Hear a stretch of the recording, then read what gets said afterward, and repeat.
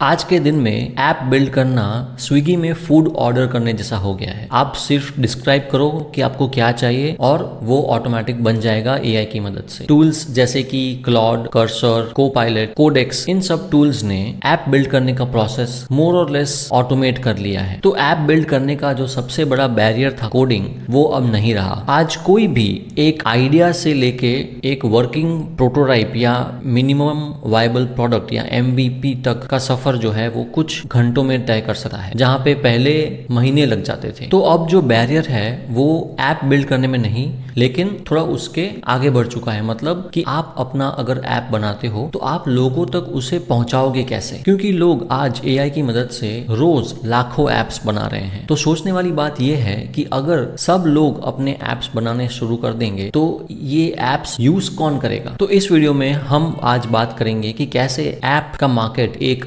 Builders market से move होके आज एक अटेंशन मार्केट बन चुका है। तो चलिए शुरू करते हैं। तो सबसे पहले बात करते हैं कि क्यों most apps die at 0 users, क्यों ज्यादातर एप्स को यूजर्स नहीं मिल पाते। तो इसका सरल रीजन ये है कि apps fail due to lack of visibility not quality. मतलब कि एप्स की क्वालिटी में इतना चैलेंज नहीं है, क्योंकि आज जो हमारे पास एआई टूल्स अवेलेबल हैं वो काफी हाई क्वालिटी और रोबस्ट एप्स बनाने का पावर रखते हैं। लेकिन प्रॉब्लम इज विजिबिलिटी। अगर आप ऐप बनाओगे लेकिन किसी को पता नहीं है कि ऐसा कोई ऐप एग्जिस्ट करता है, then you will not get any users. और ये जो प्रॉब्लम है वो काफी कॉमन है, क्योंकि बहुत से बिल्डर्स फीचर्स पे फोकस करते हैं। They only focus on features, कैसा यूआई होना चाहिए, कैसे बटन्स दिखने चाहिए, उसका लुक कैसा होना चाहिए, उसका फील कैसा होना चाहिए। लेकिन वो ऐप एंड यूजर तक पहुंचेगा कैसे, उस पर बहुत टाइम स्पेंड नहीं करते लोग। फॉर एग्जाम्पल, किसी ने एक अच्छा सा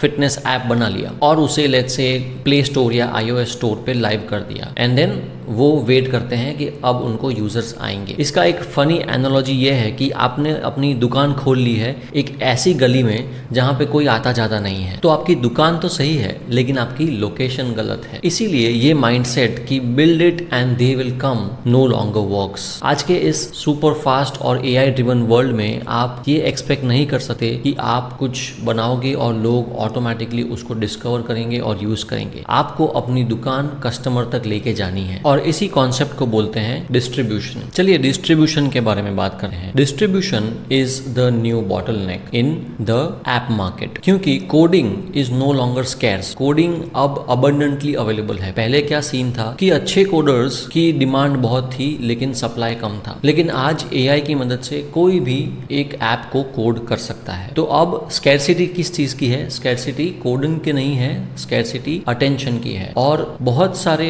एप्स लोग लॉन्च कर रहे हैं और एक स्केल पे लॉन्च कर रहे हैं। जैसे कि मैंने बताया, आज लाखों एप्स डेली बेसिस पे मार्केट में रिलीज हो रहे हैं और इन एआई प्लेटफॉर्म्स के थ्रू बिल्ड हो रहे हैं। तो इस सिचुएशन में आपका एडवांटेज क्या है, या किसी भी ऐप बिल्डर के लिए लेवरेज क्या है? लेवरेज है डिस्ट्रीब्यूशन। अगर आप किसी का भी एग्जांपल लो, लेट्स से कि आपने कोई ऐप बनाया एंड आप अपने आप उसको मार्केट कर रहे हो, वर्सेस आप किसी ऐसे बड़े इन्फ्लुएंसर से टाई अप करो जिसके लाखों में फॉलोअर्स हैं। तो अगर वो एक YouTube वीडियो बना देता है आपके प्रोडक्ट को शोकेस करते हुए, तो आपका ऐप इंस्टेंटली हिट हो जाएगा। तो इस मार्केट में जीत बिल्डर्स की नहीं होगी, जीत उसकी होगी जिसके पास या तो अपना एक सोशल मीडिया डिस्ट्रीब्यूशन है, या वो एक ऐसे बंदे के साथ या ऐसे पर्सन के साथ टाई अप करता है जिसके पास डिस्ट्रीब्यूशन है। और इस मॉडर्न डिस्ट्रीब्यूशन इकोसिस्टम में कौन आते हैं? क्रिएटर्स, इन्फ्लुएंसर्स, कम्युनिटीज और आपका पर्सनली जनरेटेड कंटेंट। और इस मॉडर्न डिस्ट्रीब्यूशन इकोसिस्टम के ये सारे कंपोनेंट्स आपको अलाउ करते हैं अटेंशन ग्रैब करने के लिए, लोगों का ध्यान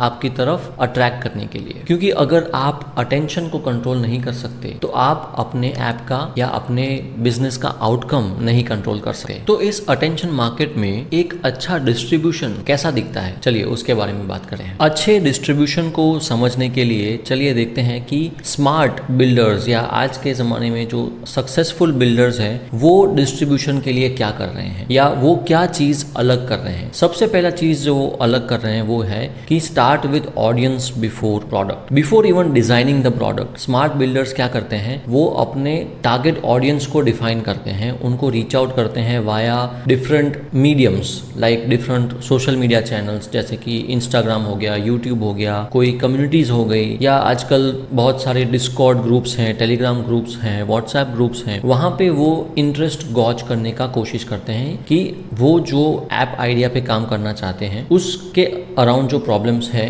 उसमें कितने लोगों का इंटरेस्ट है। और इससे क्या होता है या इसके पीछे का जो मेन मोटिव क्या है वो ये है कि टू बिल्ड इंटरेस्ट। एक बार जब उनको अपना टारगेट ऑडियंस मिल जाता है ऑन अ स्पेसिफिक प्लेटफॉर्म या प्राइवेट कम्युनिटी या जो भी है, then they start working on a concept called as building in public.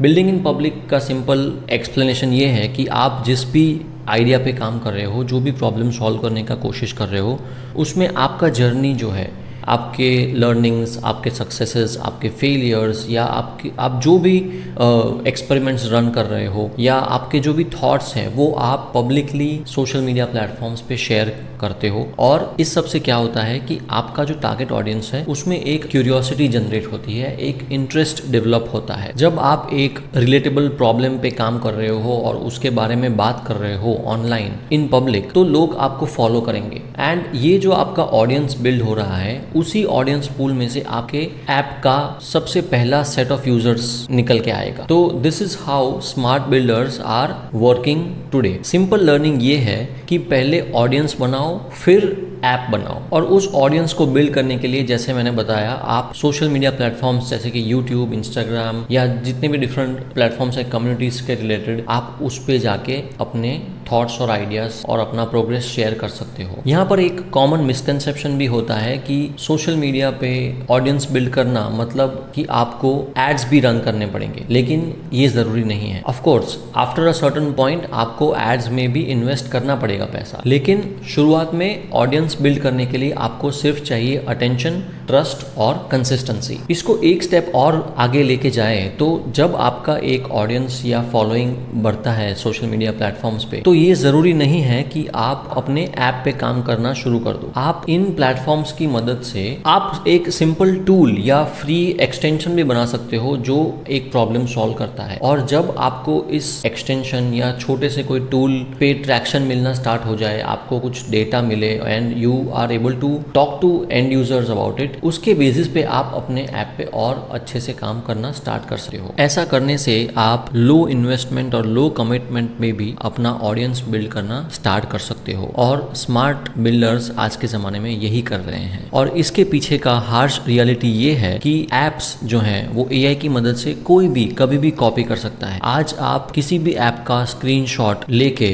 आप क्लॉड या कोडेक्स में डाल के उसका एक हूबहू क्लोन बना सकते हो। तो इसका मतलब क्या है कि ऐप में जो फीचर्स हैं या ऐप का जो स्ट्रक्चर है वो एक एडवांटेज नहीं रहा, वो एक मोट जो बोलते हैं वो नहीं रहा, और वो एक एक्सक्लूसिव चीज भी नहीं है, तो उसको आप डिफेंड नहीं कर पाओगे। क्योंकि अगर आप कोई ऐप या टूल एक दिन में बना सकते हो तो कोई भी पर्सन उसी ऐप या टूल को एक दिन के अंदर कॉपी कर सकता है। और यही रीजन है कि आज लाखों ऐप्स डेली बेसिस पे बन रहे हैं, और प्लेटफॉर्म्स जैसे कि एप्पल और गूगल अपने ऐप स्टोर्स पे भी जो कंट्रोल है उसको टाइट करने में लगे हुए हैं, क्योंकि they don't want that app store और प्ले स्टोर पे एआई जनरेटेड ऐप्स की बाढ़ आ जाए और वो कभी भी आपका ऐप जो है वो अपने प्ले स्टोर से या iOS के ऐप स्टोर से हटा सकते हैं। तो इस सिचुएशन में आपको अपने आप से पूछना है कि अगर आपका ऐप या टूल कल मार्केट में ना रहे तो आपके पास क्या बचेगा? आपके पास बचेगा आपका ऑडियंस, आपका ब्रांड